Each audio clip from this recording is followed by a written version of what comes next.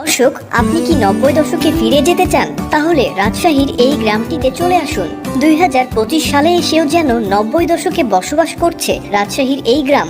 বিদ্যুতের আলো গ্রামটিতে এখনো প্রবেশ করেনি। এখানে সন্ধ্যা নামার সাথে সাথে পাখিদের সঙ্গে মানুষরাও ঘরে ফেরে। গ্রামটিতে নেই অটোরিকশাও। প্রয়োজনে এখনো এখানকার বাসিন্দারা গরুর গাড়ি ব্যবহার করেন।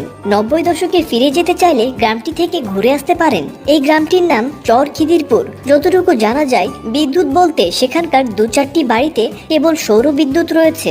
এখনো রাতের বেলা গ্রামটিতে জ্বালাতে হয় হারিকেন। রাস্তায় নেই কোনো অটোরিকশা। গরু অথবা মহিষের গাড়িতে যাতায়াত করেন স্থানীয়রা। এমনকি গ্রামটিতে ঠিকমতো পাওয়া যায় না মোবাইলের নেটওয়ার্কও। তাই গ্রামের বাসিন্দাদের সারাদিন কাটে প্রকৃতির সাথে বিদ্যুৎবিহীন। এই চর খিদিরপুরে নৌকায় একমাত্র যোগাযোগের মাধ্যম, যেটি নদী পারাপারে ব্যবহৃত হয়। 3 দিকে ভারত আর একদিকে পদ্মা।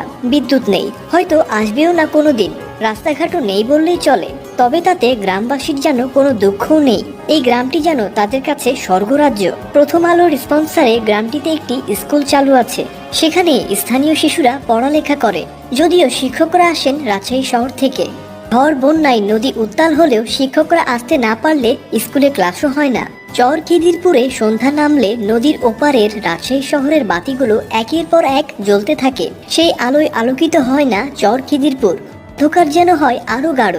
90 দশকের মতো চাঁদ কিংবা জোনাকির আলোয় আলোকিত হয় রাতের আধার। যান্ত্রিক কোলাহল পৃথিবীকে তখনও গ্রাস করেনি।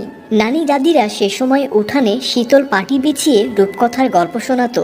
ফেলে আসা 90 দশকের সময়টা এমনই ছিল, যেখানে মায়া মমতায় ঘেরা সময়টা কাটতো সকলের। সবাই মিলে গল্পগুজব কিংবা আড্ডা। তবে সকলেই যার যার কাজ শেষে সন্ধ্যার আগে বাড়িতে ফিরে আসতেন। বাড়িতে ফিরে এসে তারা সন্তানদের পড়াতেন। রাতে খাওয়া দাওয়া সম্পূর্ণ হতো 8টার ভেতরেই। এরপর রাতের নিস্তব্ধতাকে বরণ করে নিয়ে রাত 9টার মধ্যেই ঘুমিয়ে পড়তেন সকলেই। সকালে ঘুম ভাঙত টুনটুনি কিংবা চড়ুই পাখির মিষ্টি মধুর গানের সুরে।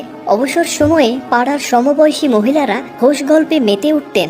নিজেদের জন্য সেলাই করতেন নকশি কাঁথা। এই সকল কিছুই চর খিদিরপুরে এখনো চলছে।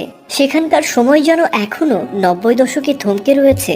সেখানে আজও মানুষ জোনাকির আলোতে পথ চলে, গ্রামের এক প্রান্ত থেকে অপর প্রান্তে। দূর দূরান্তপনায় মেতে উঠে শিশু কিশোররা। বিনোদন বলতে সেখানে নেই কৃত্রিম কোনো মাধ্যম। গ্রামটিতে বেড়াতে গেলে রাতে গেরস্থের মাটির দোচালা ঘরে থাকতে পারবেন। সকালে কালাই রুটি আর চরে টাটকা সবজি দিয়ে খেতে পারবেন নাস্তা। গোয়ালে আপনার সামনেই নিজ হাতে গরুর দুধ দহন করে স্থানীয়রা আপনাকে গ্লাসে পান করতে দেবে।